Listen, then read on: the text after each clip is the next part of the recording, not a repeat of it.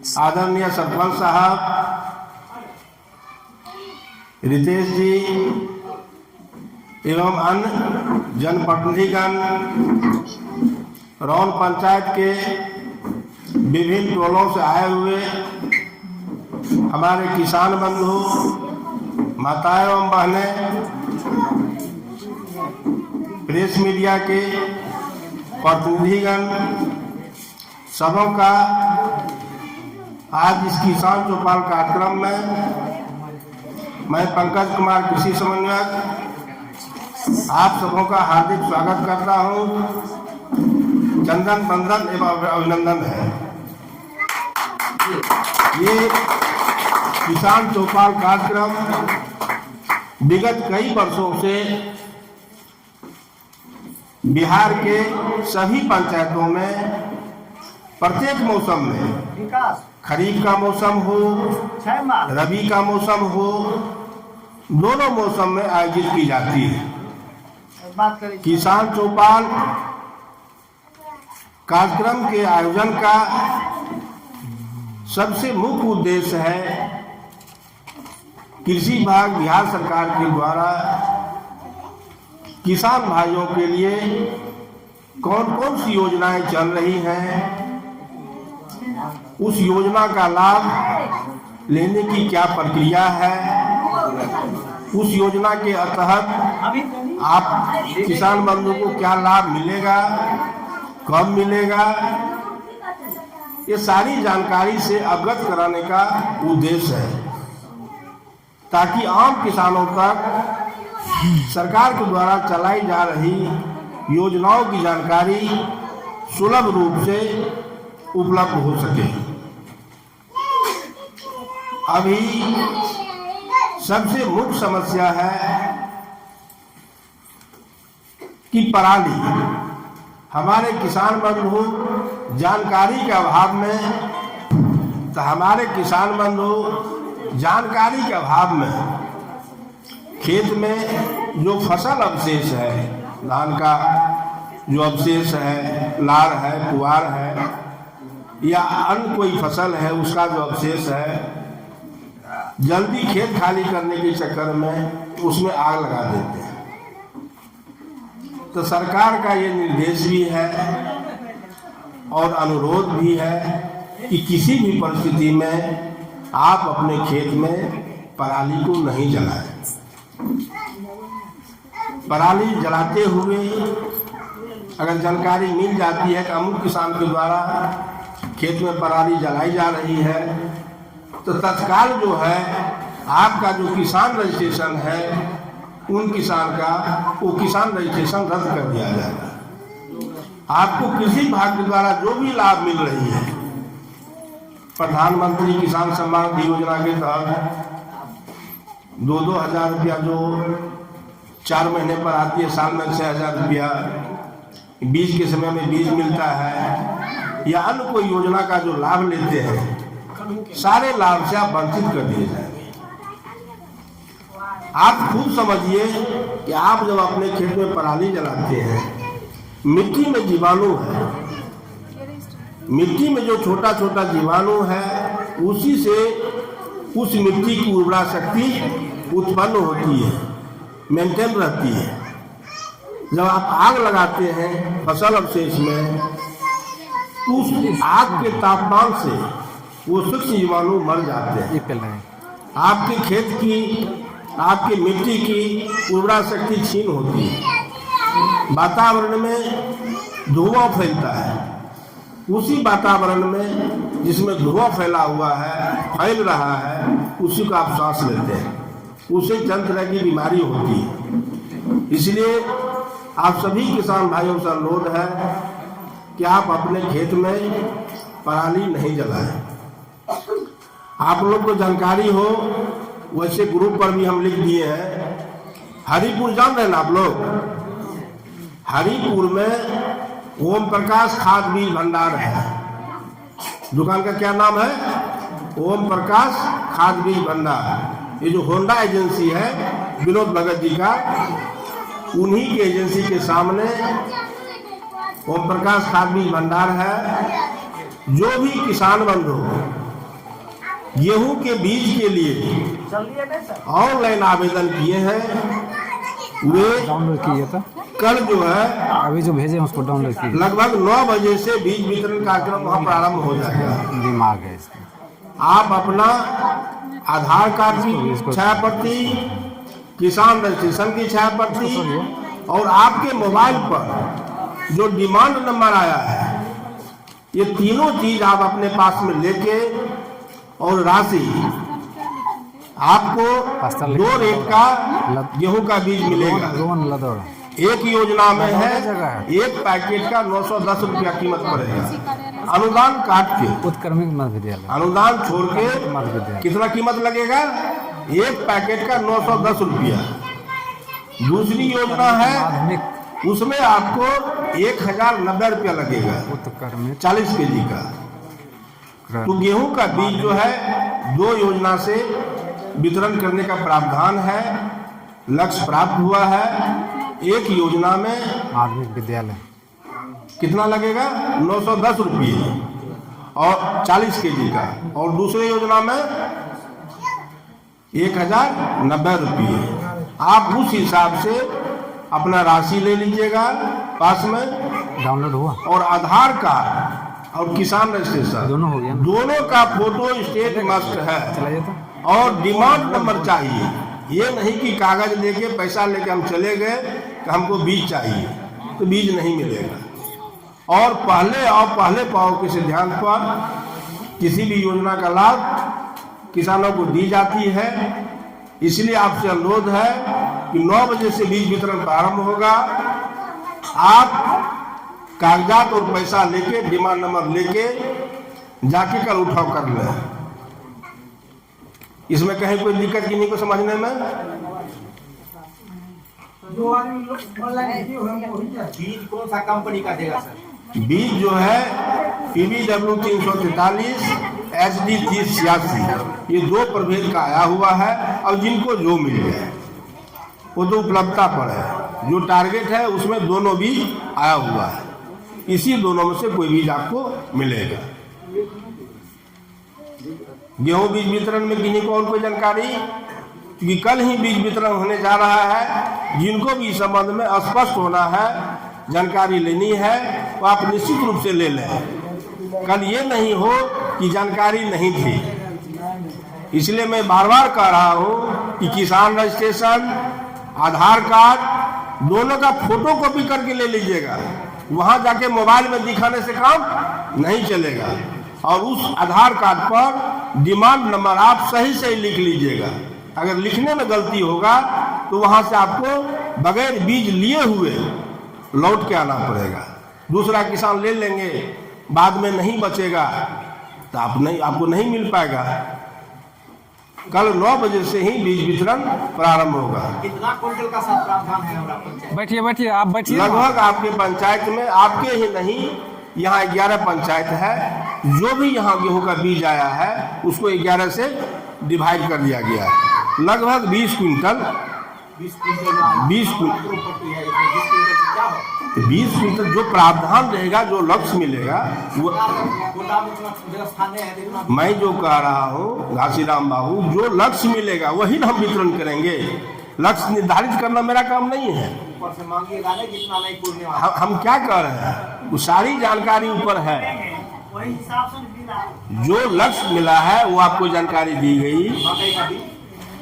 मक्का का बीज जो है 24 कुंटल यहाँ आया हुआ था। आपके रौन पंचायत का 216 किलो प्रोटेक्शन जो है, मक्का प्रोटेक्शन इतना लाभकारी है, लेकिन कोई किसान उस तरफ लेना ही नहीं चाहते हैं। अब प्रोटेक्शन में जो है आपको 8 किलो मक्का का बीज मिलेगा, आधा किलो एट्राजिन मिलेगा, 1 किलो PSB एजेटोबैक्टर मिलेगा, 1 किलो PSB एजेटोबैक्टर मिलेगा। उसके बाद 1 लीटर नैनो यूरिया मिलेगा, हाफ लीटर का जो लिक्विड होता है नैनो यूरिया मिलेगा। बीज उपचार के लिए कार्बेंडाजिम मिलेगा। और इस सारे सामान का कीमत आपसे 2150 लिया जाएगा, जिसमें 2080 रुपये आपके खाता में वापस आ जाएगा। इसमें लेने में कहीं कोई दिक्कत है, लेकिन एक भी किसान उसमें ऑनलाइन नहीं करते हैं। एक भी किसान, जितने भी ऑनलाइन मिलेगा आपको, चना के लिए मिलेगा जो पूरे प्रखंड में 1 एकड़ में भी नहीं लगता है। आप ऑनलाइन आवेदन देखिएगा तो उसमें किसान चना के लिए आवेदन करता है इसमें बैठिए ना, कि जो पूरे प्रखंड में 1 एकड़ में भी नहीं लगता है। मसूर के लिए ऑनलाइन करता है जो कि 1000 रकबा पर 5 एकड़ लगता है। गेहूं के बीज के लिए करता है, लेकिन मक्का प्रोटेक्शन के लिए ऑनलाइन नहीं होता है। जीरो टिलेज का भी प्रोटेक्शन है। तो आपसे अनुरोध है कि अगर नहीं किए हैं, अगर कोई इच्छुक है तो आप अपना रजिस्ट्रेशन नंबर बताइए, आपका नाम, रजिस्ट्रेशन नंबर हम नोट कर लेंगे, ऑनलाइन कर देंगे और आपके मोबाइल पर OTP जाएगा। आप राशि लेके, कागजात लेके जाइएगा, आपको मिल जाएगा। वो है कि इच्छुक है इसमें। यहाँ जितने किसान बंधु हैं, मक्का प्रोटेक्शन लेने के लिए कोई इच्छुक है? मक्का प्रोटेक्शन मेज डिमॉन्स्ट्रेशन मक्का प्रोटेक्शन, जिसमें बताए कि 8 किलो मक्का का बीज मिलेगा। हम लोग लगाते हैं, बढ़ जाता है, पैदा होता नहीं, कौन लगाएगा? नहीं, पैदा होता है। वो इस 3355 या 3092, 3388 इसके तरह वो नहीं है। वो एक्चुअल में यहाँ जो है आपके खरीफ मौसम में उसकी खेती यहाँ होती है। तो उसमें जो है 8 केजी मक्का का बीज मिलेगा। बीज उपचार के लिए कार्बेंडाजिम का एक पुड़िया मिलेगा, 50 ग्राम या 25 ग्राम रहता है। 1 लीटर नैनो यूरिया मिलेगा।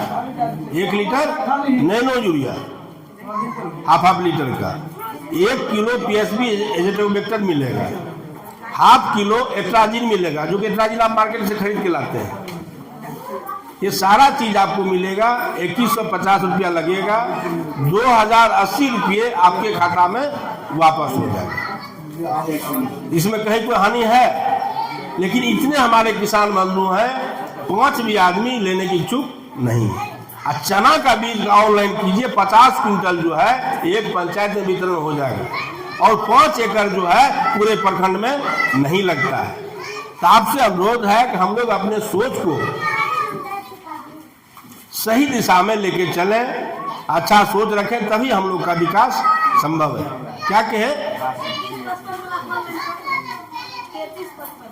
वही कह रहे हैं कि 3355 नहीं मिलता है इसमें। अब जो है समय को देखते हुए हम अनुरोध करेंगे सहायक तकनीकी प्रबंधक विक्रम वर्मा जी से कि मुख्य की जो उद्देश्य है किसान चौपाल के माध्यम से किसान बंधुओं को जानकारी देना। आपसे अनुरोध है कि आप हमारे किसान बंधुओं को जानकारी शेयर करें। धन्यवाद। धन्यवाद सर। इससे रवि किसान चौपाल में उपस्थित हमारे कृषि विभाग के पदाधिकारीगण, कर्मीगण, उपस्थित जनप्रतिनिधि, सरपंच साहब, उपस्थित किसान बंधुगण, सबों को मेरा हार्दिक अभिनंदन वंदन। जैसा कि आप जानते हैं कि चौपाल जो है वर्ष में 2 बार किया जाता है, एक रबी सीजन में, एक खरीफ सीजन में।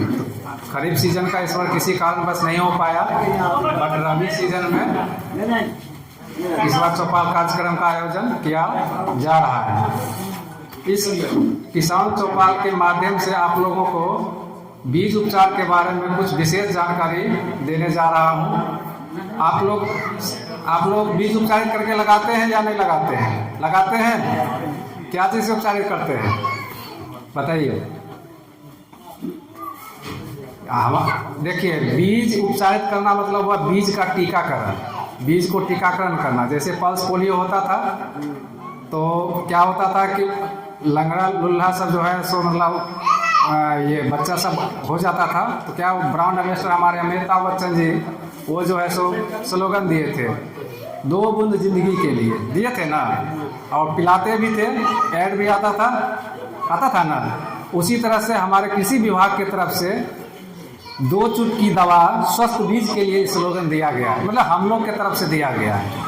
अब जैसे होता क्या है कि आप लोग जब लगाते हैं तो जड़ जो है सड़ जाता है, जड़ सड़ता है, पौधा गलने लगता है, पौधा भी गलता है, और पत्ती एक दो पत्ती होती है तो एक पत्ती जो है मुड़ने लगता है।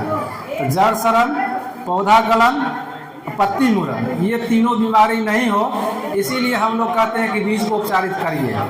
बीज को अगर उपचारित करिएगा तो ये सब बीमारी नहीं होगा। मान लें कि आपका बीमारी लग गया आपके पौधा में, तो क्या होता है, आप लोग जाते हैं खेत में जाते हैं, देखते हैं कि बहुत तरह का बीमारी लग गया, व्हाइट पाउडर हो गया, होता है ना, लगता है। तो क्या जाते हैं दुकानदार के पास, दुकानदार जो है आपको जो है सो मतलब कोई फंगीसाइड देता है, उसको लेके फिर उसको घोल बनाते हैं, फिर जो है स्प्रे करते हैं ना, तो बहुत ज़्यादा खर्चा होता है। तो वो सब खर्च नहीं हो, इसके लिए हम लोग कहते हैं कि पहले बीज को उपचारित कर दीजिए। बीज को उपचारित हम लोग करते हैं FIR से। जैसे दो पक्ष में लड़ाई होता है तो FIR करने जाता है थाना में, FIR का मतलब क्या हुआ, फर्स्ट इन्फॉर्मेशन रिपोर्ट, वही ना हुआ। FIR का मतलब वही होता है। लेकिन हम लोग यहाँ जो बीज को उपचारित करेंगे उसको मतलब खेत में लगाने से पहले उसका FIR करेंगे। यानी कि F से हुआ फंगीसाइड, I से हुआ इंसेक्टिसाइड, R से हुआ राइजोबियम कल्चर, जो कि अभी हम जहाँ किसान चौपाल होता है हम चार्ट बनवा लिए हैं, चार्ट के माध्यम से समझाते हैं। ऐसे तो आप लोग नहीं समझिए, जिनके पास एंड्रॉयड मोबाइल है इनका ये सब फोटो ले सकते हैं, ठीक है। FIR, F से हुआ फंगीसाइड, फंगीसाइड का मतलब फफूंदनाशी, इंसेक्टिसाइड का मतलब हुआ कीटनाशी, उसके बाद राइजोबियम कल्चर का मतलब हुआ जीवाणु कल्चर। तो फंगीसाइड का मतलब क्या हुआ, फंगस जो व्हाइट टाइप का लग जाता है आपका पौधा पे, तो वो चीज़ नहीं हो, उसके लिए हम लोग कहते हैं बीज को पहले ही उपचारित कर दीजिए। तो वहाँ पे आप देख रहे हैं चार्ट में लिखा हुआ है कि 2 ग्राम 1 kg बीज के लिए। तो जैसे फंगीसाइड से उपचारित करेंगे तो उसके लिए जैविक विधि भी है, रासायनिक विधि है। तो जैविक विधि में ट्राइकोडर्मा का यूज कर सकते हैं। ट्राइकोडर्मा आता है, सूडोमोनास आता है, उसमें सूडोमोनास नहीं लिखा हुआ है, तो ट्राइकोडर्मा सूडोमोनास, ये दोनों आप दे सकते हैं 5 ml के दर से। लिखा हुआ है ना, 5 ml 1 kg बीज के लिए लिखा हुआ है, ठीक है। तो 1 kg बीज में जो है जैविक विधि से अगर जैविक फफूंदनाशी से अगर उपयोग करिएगा तो ट्राइकोडर्मा या सूडोमोनास दीजिए। रासायनिक विधि से कीजिएगा तो उसमें कार्बेंडाजिम है, बेवेस्टिन है, कैप्टोन है, थीरम है, जो भी है बहुत सारा मार्केट में है फंगीसाइड, कोई एक का उपयोग आप कर सकते हैं। 2 ग्राम 1 kg बीज को 2 ग्राम ये दवा मिला के उसके बाद उपचारित कीजिए। आप यहाँ देखते हैं, यहाँ पे देखिए सीड ड्रम दिया हुआ है, देख रहे हैं नीचे में, थोड़ा सा उधर थोड़ा साइड बताते हैं। देखिए यहाँ पे सीड ड्रम दिया हुआ है, देख रहे हैं ना, सीड ड्रम दिया हुआ है। तो इस सीड ड्रम में क्या कीजिएगा, 1 kg जो है बीज इसमें डाल दीजिएगा, ठीक। 1 kg बीज डालिएगा, उसके बाद जो है उसमें थोड़ा सा पानी दे दीजिए, मतलब नमी हो जाना चाहिए। उसके बाद 1 चुटकी यानी कि 2 ग्राम 1 चुटकी के बराबर होगा, 2 ग्राम दवा इसमें डाल दीजिए। दवा डालने के बाद जो है ये जो हैंडल है, हैंडल को घुमा दीजिए, तो क्या होगा, सारा बीज पे कोटिंग हो जाएगा। ये कोटिंग सिर्फ और सिर्फ हुआ किससे, कार्बेंडाजिम फफूंदनाशी से, फंगस से, फंगीसाइड से हुआ कोटिंग। उसके बाद हमको करना कीटनाशी से, जैसे अभी कजरा पिल्लू लग रहा है ना, तो कजरा पिल्लू नहीं लगे उसके लिए हम लोग कहते हैं कि बीज को उपचारित कर दीजिए इंसेक्टिसाइड से। उसमें क्लोरोपाइरीफॉस आता है, देख लीजिए यहाँ पर लिखा हुआ है क्लोरोपाइरीफॉस। हल्ला कर रहे हैं, हल्ला करने से क्या फायदा है, आपको कोई फायदा नहीं होगा। आप तो सुनिए तो कम से कम, जो हम बता रहे हैं उसको बढ़िया से समझिए। देखिए यहाँ पर क्लोरोपाइरीफॉस है 20% EC का मतलब हुआ, E से हुआ इमल्सिफाई, C से हुआ कंसंट्रेशन, इमल्सिफाई कंसंट्रेशन हुआ, यानी कि कंसंट्रेशन फॉर्म में ये रहेगा, ठीक है। तो क्लोरोपाइरीफॉस जो है 6 ml डालना है। पहले जो आप उपचारित किए वो फंगीसाइड से किए, अब आपको उपचारित करना है इंसेक्टिसाइड, यानी कीट को मारना है। कीट मेरा अटैक नहीं करे। होता क्या है कि शुरू में आप लगाते हैं पौधा तो जर्मिनेट होकर थोड़ा सा 10 दिन 12 दिन 15 दिन 20 दिन तक बहुत सेंसिटिव अवस्था में रहता है, उसमें कोई न कोई बीमारी अटैक करता है, कोई न कोई कीड़ा अटैक करता है, जिसके कारण फसल मेरा बर्बाद हो जाता है। उसके लिए हम लोग पहले से ही अलर्ट मोड में कर रहे हैं कि आप लोग पहले बीज को उपचारित कर दीजिए। तो फंगीसाइड से पहले कीजिए, फिर इंसेक्टिसाइड में क्लोरोपाइरीफॉस आता है, उसके बाद होता है, उसके बाद देखिए यहाँ पे लिखा हुआ है नाइट्रोजन फिक्सेशन बैक्टीरिया, यानी कि राइजोबियम कल्चर से कीजिए, ना जीवाणु कल्चर से कीजिए। जीवाणु कल्चर में क्या क्या, जीवाणु कल्चर से कोई आदमी कुछ समझते हैं तो बताइए, कोई आदमी कुछ समझते हैं? एजोबैक्टर का नाम सुने हैं? एजोस्पाइरलम का नाम सुने हैं? नहीं सुने हैं। PSB का नाम सुने हैं? नहीं सुने हैं। पीएसबी का मतलब होता है फॉस्फेट सेलुलाइजिंग बैक्टीरिया। जो आप यूरिया, डीएपी, पोटास देते हैं, रियल में 20% ही पौधा उपयोग करता है, 80% जो मिट्टी में ही रह जाता है, 80%। अब 80% जो मिट्टी में रह गया वो घुलनशील फॉर्म में, मतलब घुलनशील होगा तभी ना पौधा देगा, और घुलनशील फॉर्म में रह गया तो उसमें होता क्या है कि आपको बढ़िया से जो है सो जो आप लगा रहे हैं फसल में बहुत ज़्यादा पोषक तत्व उसको मिलेगा नहीं, वो मिट्टी में ही रह जाता है। तो उसके लिए क्या करते हैं हम लोग, पीएसबी का उपयोग करते हैं। पी हुआ फॉस्फेट, एस हुआ सेलुलाइजिंग, बी हुआ बैक्टीरिया, फॉस्फेट सेलुलाइजिंग बैक्टीरिया। तो इस बैक्टीरिया को अगर हम उसमें डाल देंगे तो क्या करेगा, जो घुलनशील फॉर्म में है उसको घुलनशील करते हुए पौधा को दे देगा। इसीलिए हम लोग कहते हैं पीएसबी से जो है कर दीजिए। यहाँ पे जो है राइजोबियम आता है, एजोटोबैक्टर आता है, एजोस्पाइरलम आता है, पीएसबी आता है, बहुत सारा चीज़ आता है, ठीक है। तो वो जाइएगा, एक कंसर्ट किसान है यहीं पे आपके, ये वकील साहब का नाम सुने होइएगा, यहाँ क्या लरही वकील साहब, वो बहुत कंसर्ट किसान है। तो उनको वो प्रखंड स्तरीय रवि महोत्सव हुआ था, उसमें आए हुए थे। तो उनको हम स्टेप बाय स्टेप जो बताए तो वो पूरा प्रोसेस वाइज सब लिख लिए। लिखने के बाद जो है वो वहाँ पे कन्हैया बीज भंडार के पास गए और वहाँ जैसे जैसे हम बताए वैसे वैसे वो सीड का ट्रीटमेंट किए हैं, फिर वो लगाए हैं। हम उनको बोले कि एज ए ट्रायल आप 1 बीघा या 2 बीघा में सीड ट्रीटमेंट करके लगाइए, 1 बीघा या 2 बीघा में बिना सीड ट्रीटमेंट किए हुए ना, बीज को बिना उपचारित किए हुए लगाइए, आपको रिजल्ट इन फ्यूचर में देखने को मिल जाएगा। जैसे अगर बीज को उपचारित करके लगाते हैं तो जो फंगस है फंगस नहीं लगेगा, कीट जो काट रहा है वो नहीं काटेगा, जो नीचे में जो अनअवेलेबल फॉर्म में जो है न्यूट्रिएंट है वो अवेलेबल फॉर्म में मिल जाएगा।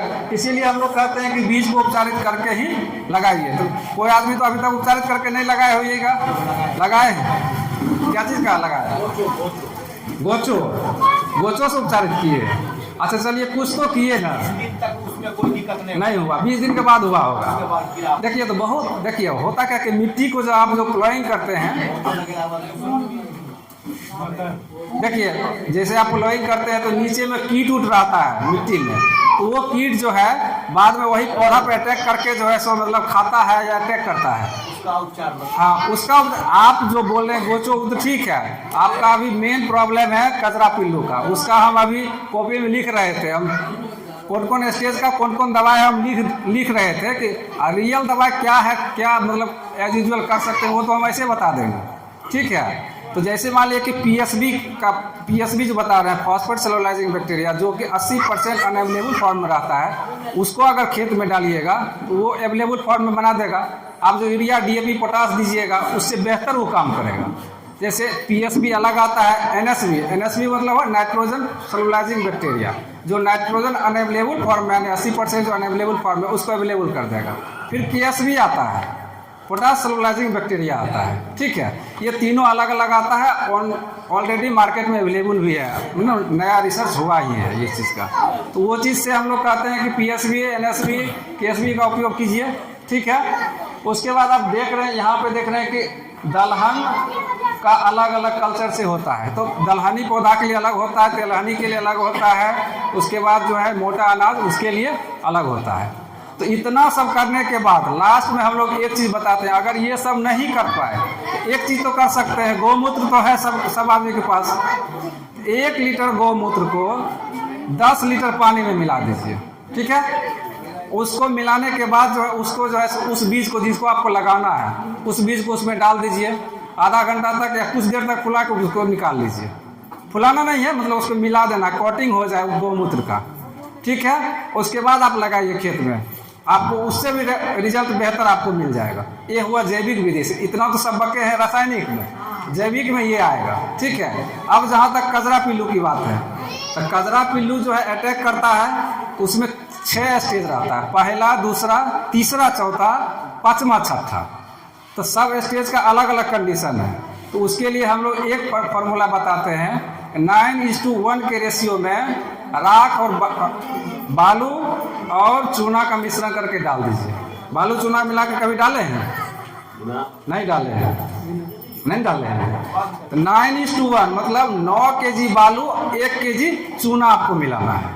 9 kg बालू होगा, 1 kg चूना। चूना ये खाने वाला चूना, पेंट करने वाला चूना नहीं लीजिएगा, खाने वाला लीजिएगा। और खाने वाला चूना को पहले क्या कीजिएगा, फुलाइएगा। जब आप उसको पानी में दीजिएगा तो खोलेगा, हीट उससे निकलेगा। अगर उसको डायरेक्ट पत्ती पे दीजिएगा तो बहुत हार्म करता है, इसीलिए उसको कहते हैं कि भखरा चूना को पहले आप जो है फुला लीजिए। फुलाने के बाद उसको सुखाइए, पीस दीजिए बढ़िया से। फिर 9 kg बालू मिलाइए, वो यहाँ तो बालू भी बहुत है, वो बालू लीजिए, 1 kg चूना मिला लीजिए। तो 9:1 मतलब 9 kg 1 kg, 10 kg का पूरा हो गया। 1 कट्ठा 2 कट्ठा 10 कट्ठा तक आप जो है कचरा, वो जो है जो आप मिश्रण है उसको गड्ढा में या जर में डाल दीजिए। अब उससे क्या होगा कि कचरा पिल्लू जो निकलेगा तो उसके बॉडी में जो ही टच होगा बालू और चूना, वो छटपटा के मर जाएगा, ठीक है। और चूना जो है, चूना में कैल्शियम कार्बोनेट रहता है। Calcium carbonate in sense calcium आपको मतलब आप पौधा को दे रहे हैं। कैल्शियम होता है सेकेंडरी न्यूट्रिएंट्स, यानी कि द्वितीय पोषक तत्व। जैसे होगा कि NPK, यूरिया, DAP, पोटास देते हैं, रियल में NPK देते हैं। लिखा हुआ रहता है, यूरिया में लिखा होता है 46% लिखा हुआ रहता है, DAP में लिखा था 46% पोटास, 18% नाइट्रोजन लिखा हुआ रहता है कि नहीं रहता है। अब आपको नैनो यूरिया भी देगा। अब उसके बारे में थोड़ा सा डिटेल में चल जाएंगे। अब जैसे हो गया कि अभी तो बता रहे हैं, स्टेप बाय स्टेप बता रहे हैं कि कौन कौन चीज़ देना है, ठीक है। तो जैसे हो गया कि नैनो यूरिया आपको दिया जा रहा है, तो अब जो है हर हालत में आपको कहेगा कि नहीं नैनो यूरिया का प्रयोग कीजिए। नैनो DAP भी आ गया, तो उसका कैसे प्रयोग करना है वो तो बाद की बात है। पहले आपको कचरा पिल्लू पे हम आ रहे हैं, तो जैसे गड्ढा में आप दीजिएगा, तो गड्ढा में आप दीजिएगा तो वो जो ही कीड़ा निकलेगा उसके बॉडी में टच होगा, छटपटा के मरेगा। आप गिरा सकता है बालू? हाँ बालू, हाँ गड्ढे में गिराना है, गड्ढे में गिराना है। और 6 स्टेज में होगा तो उसके लिए एगो चुग्गा बनाना है। चुग्गा, उस चुग्गा में है जो मतलब धान, हाँ धान का भूसी में 10 kg धान का भूसी लीजिए, 2 kg गुड़ मिलाइए। उसके बाद उसमें जो है एक दवा उसमें लिखे हुए हैं, वो दवा मिला के 100 ग्राम मिला के गोल गोल टिकिया, गोल गोल टाइप का बना लीजिए गोली, उसको वहाँ पे गड्ढा में डाल दीजिए। 6 स्टेज में वो काम करेगा। अब पहला दूसरा तीसरा स्टेज में जो है ये हुआ शुद्ध जैविक, आपको बता रहे हैं। रासायनिक में टोटल हम लिखे हुए हैं, रासायनिक जाइएगा आपको देगा, फायदा हुआ ना हुआ आपका है। आप 1 कट्ठा 2 कट्ठा 10 कट्ठा तक में तो गिरा ही सकते हैं। हाँ, जैविक वाला हो गया चूना और हाँ चूना और बालू, तो हम सब जगह जाके बताते हैं, हर किसान चौपाल में बताते हैं, ताकि किसान लोग अवेयर हो के कम से कम दीजिए। अब पिछले बार ये मेरा टेस्टेड वेरीफाई है, पिछले बार हम बताए हुए थे, जो किसान दिए उस सबको फायदा हुआ, उसको स्प्रे करने का जरूरत नहीं पड़ा, ठीक है। 9 kg बालू कितना जमीन? अब देखिए आपको मतलब एकड़ के हिसाब से 1 एकड़ में 22 कट्ठा रहता है, यानी 1 बीघा में 20 कट्ठा हुआ। तो आप अंदाज़ा लगा लीजिए। देखिए वो हम प्लॉट पर गए नहीं हैं, हम गिरवाए नहीं हैं, वो अंदाज़ा आप लगा लीजिए कि कितना में, मतलब पहले एक बार 10 किलो दे के ट्राई कर लीजिए 1 कट्ठा में हुआ कि कितना हुआ। एक एकड़ में डाल जाएगा इतना। हाँ डाल दीजिए ना, एकदम फायदा करेगा। देखिए कैल्शियम का देखिए NPK, आप देखिए NPK बताते हैं, यूरिया DAP पोटास आप लेते हैं तो रियल में NPK देते हैं। यूरिया में नाइट्रोजन 46% हुआ, DAP में फॉस्फोरस 46%, 18% नाइट्रोजन हुआ, और फिर पोटास देते हैं। अक्सर किसान क्या करते हैं, यूरिया DAP में मेन फोकस करते हैं, और पोटास देवे नहीं करते। अगर पोटास आप नहीं दीजिएगा तो दाना आपका पुष्ट नहीं होगा, बड़ा नहीं होगा, साइज बड़ा नहीं होगा। और होता क्या बोले, सल्फर तो माइक्रो न्यूट्रिएंट हो गया। देखिए NPK हुआ प्राइमरी पोषक, मतलब उसको कहते हैं प्राथमिक पोषक तत्व, प्राइमरी न्यूट्रिएंट। उसके बाद होता है कैल्शियम, मैग्नीशियम, सल्फर, सेकेंडरी पोषक मतलब द्वितीय पोषक तत्व, ठीक है। थोड़ा हम लोग पढ़ाते हैं तो अंग्रेजी में ही पढ़ाते हैं, तो थोड़ा सा अंग्रेजी वाला टोन ज़्यादा आ रहा है, ठीक है। जो डीलर सब है ना आपके गाँव में, उन सबको पढ़ाते भी है वहाँ पर कृषि कार्यालय में। वो लोग जाता है पढ़ने के लिए, डिग्री मिलता है, पास करता है, और तब जाके लाइसेंस के लिए अप्लाई करता है, तब वो दुकान खोलता है। तो जिसके यहाँ लेते हैं उसको हम पढ़ाते हैं, समझ सकते हैं। और उसके लिए सरकार हमको अलग से पैसा देती है, 1 घंटा का 1000 रुपया देती है। तो हम लोग जो आपके बीच, किसान चौपाल का क्या मतलब होगा, ऑफिसर लोग आपके बीच आके बताएंगे, समझाएंगे, रूबरू होंगे आपसे, आपको अवेयर करेंगे। जैसे मान लीजिए 9:1 के रेशियो में जो आपको बताया, ये तो कोई नहीं बताया होगा, बताया था, गौमूत्र के बारे में बताया है। अब देखिए अब सब आदमी जो है सो आलू लगा रहे हैं, आलू लगा रहे हैं ना, आलू को उपचारित करते हैं कि नहीं करते हैं? करते हैं? नहीं करते हैं। अगता और पिस्ता झुलसा रोग लगता है, इसमें लगता है ना, झुलसता है ना, तो उसको क्या कीजिएगा, अगता और पिस्ता झुलसा रोग के लिए आप जो है मैंगो जो है 75% WP लिखा हुआ रहता है। WP से मतलब होगा W से वेटेबल, P से पाउडर, यानी पाउडर वाला फॉर्म में रहेगा। ठीक है, तो उसको क्या करना है, 2 ग्राम लेना है। 2 ग्राम को 1 लीटर पानी में मिला दीजिए, तो हो गया मैंगो जेब का पूरा सोल्यूशन हो गया, घोल बन गया। अब उसको आप अपना अंदाज लगा लीजिए कि कितना में मेरा जो है आलू आ जाएगा उस पानी में। उसको आधा घंटा तक पानी में छोड़ दीजिए, उसके बाद उसको निकाल के 24 घंटा के अंदर जो है सोइंग कर दीजिए, मतलब खेत में लगा दीजिए। आपका अगता और पिस्ता बीमारी नहीं लगेगा। अगता और पिस्ता झुलसा रोग जो है वो नहीं लगेगा, नहीं एकदम नहीं लगेगा। आप करके देखिए, नहीं तो लिख लीजिए, अगर जो बोल रहे हैं वो लिख लीजिए, एकदम कंफर्म है कि नहीं लगेगा। अब मान लीजिए उस समय अगता पिस्ता झुलसा रोग लगा, तो आप जाइएगा दुकान में, देगा वही दवा है। ठीक है, अब देगा वही दवा है, और आपको खर्चा कितना होगा, बहुत ज़्यादा अमाउंट में लीजिएगा, घोल बनाइएगा, स्प्रे कीजिएगा, सब जगह दे रहे हैं। लेकिन अभी जो सीड ट्रीटमेंट कीजिए इसमें आपको कितना पैसा लगेगा, बहुत कम पैसा लगेगा। अब देखिए यहाँ पर हम बताए आपको 2 ग्राम कार्बेंडाजिम, क्लोरोपाइरीफॉस भी 6 ml बताए, या फिर आज जो भी बताए 2-2 ग्राम करके बताए। 2 ग्राम में कितना पैसा लगेगा आपको, बहुत कम पैसा लगेगा। बहुत कम पैसा लगेगा कि नहीं लगेगा, जो नहीं करेंगे उसमें लगेगा, लेकिन आप में नहीं लगेगा। इसीलिए हम लोग कहते हैं कि बीज उपचारित बहुत जरूरी चीज़ है। बीज टीकाकरण इसको कहते हैं, बीज को टीका लगाना। तो बीज को एक बार टीका लगा दीजिए, बीज रोग मुक्त हो गया। ठीक है, अब जैसे मान लीजिए कि NPK देते हैं, यूरिया DAP पोटास देते हैं ना, आने वाले 4 साल में आपको यूरिया DAP पोटास नहीं मिलेगा। अब जब नहीं मिलेगा तब आप क्या कीजिएगा, नहीं मिलेगा तब आप कीजिएगा। सरकार का एकदम चल रहा है वहाँ पे कि आपको यूरिया DAP पोटास कंप्लीट रूप से बंद होगा। 266 रुपया यूरिया का है ना, आपको 300 रुपया मिलता है। ठीक है, जो है फैक्ट है, लेकिन लीगली हम 266 ही बोलेंगे। और उसमें सरकार का सब्सिडी कितना है, सरकार का सब्सिडी है 2000 से लेकर 2200 तक है ना, सरकार का सब्सिडी। तो सरकार का सब्सिडी जो 2000 से 2200 रुपया लग रहा है सरकार का, उसमें लिखा हुआ रहता है, चाहे यूरिया लीजिए चाहे DAP लीजिए। ठीक है, तो एक बोरा में सरकार का कितना जो है मतलब खर्च हो रहा है, बहुत ज़्यादा खर्च हो रहा है। आपको वहाँ पे सरकार पैसा दे के आपको कम भाव में दे रही है, ज़्यादा भाव में लेके कम भाव में आपको दे रही है, ये नहीं सब्सिडी हुआ। जो आपको मिल रहा है कि 1350 रुपया DAP मिलता है, पोटास 1700 या 1550 मिलता है ना। तो इस टाइप का कंडीशन आने वाले फ्यूचर में यूरिया DAP पोटास बंद हो जाएगा। उसके बदला आपको नैनो यूरिया दिया जाएगा, नैनो DAP दिया जाएगा। तो नैनो DAP भी दिया जा रहा है ना आप लोग को। नैनो यूरिया तो जरूर देता होगा, लेता नहीं, लेकिन लेना पड़ेगा यार कुछ दिन के बाद, वही देगा।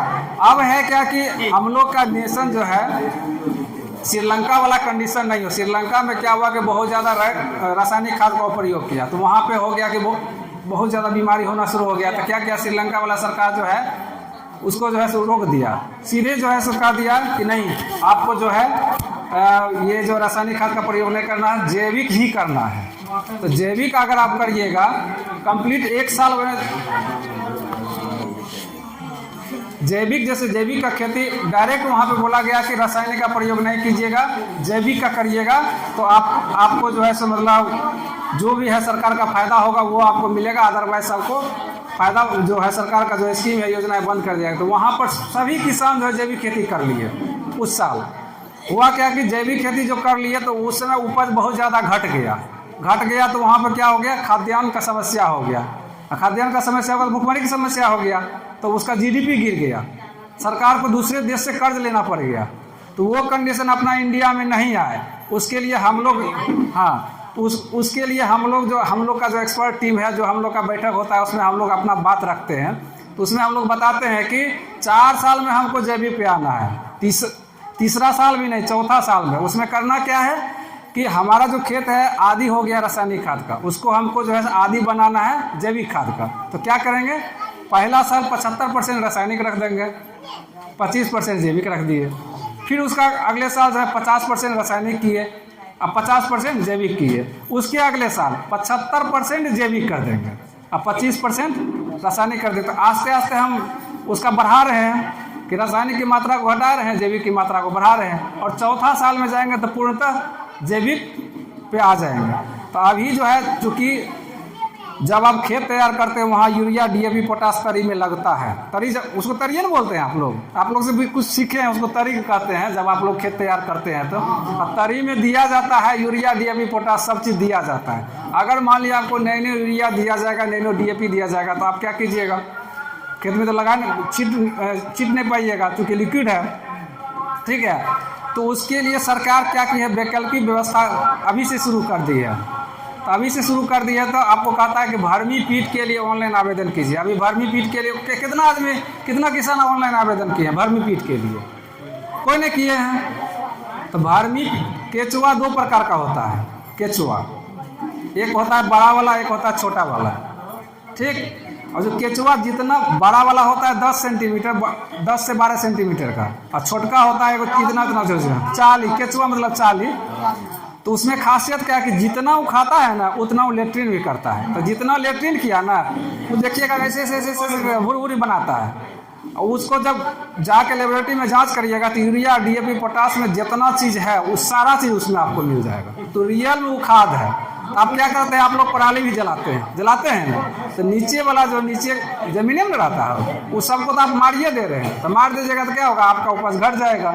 इसीलिए हम लोग कहते हैं कि इन्वायरमेंट में जो कार्बन डाइऑक्साइड गया उसका बात छोड़िए, लेकिन हमारा जलाना तो है ही नहीं। अगर जलाने वहाँ पे जैसे हो गया कि अपना जो है ये दिल्ली में केजरीवाल सरकार वहाँ पे बैठक किया, जितना भी साइंटिस्ट लोग थे उसके साथ रिसर्च बैठक करके निचोड़ निकाला कि इस प्रणाली का कोई समस्या तो उसका सोल्यूशन मिलना चाहिए। तो वहाँ पर बायो डिकम्पोजर दिया गया, बायो डिकम्पोजर। तो वो अगर पराली पे दीजिएगा तो डिकम्पोज होके वो जो है खाद के रूप में परिणत हो जाएगा। वो चीज़ यहाँ नहीं, अपना इंडिया में भी आएगा, अपना बिहार में भी आएगा इन फ्यूचर में, आने वाले समय में। वहाँ से देखोसी लगेगा ना, तब पराली हमारे इसरवा मोरकाई के साइड में जो है देखते हैं जला रहा है। हम लोग वहाँ भी जाएंगे चौपाल करने, तो वहाँ भी बताएंगे कि इससे क्या क्या चीज़ आपका नुकसान है। इसीलिए हम लोग कहते हैं पराली को नहीं जलाइए।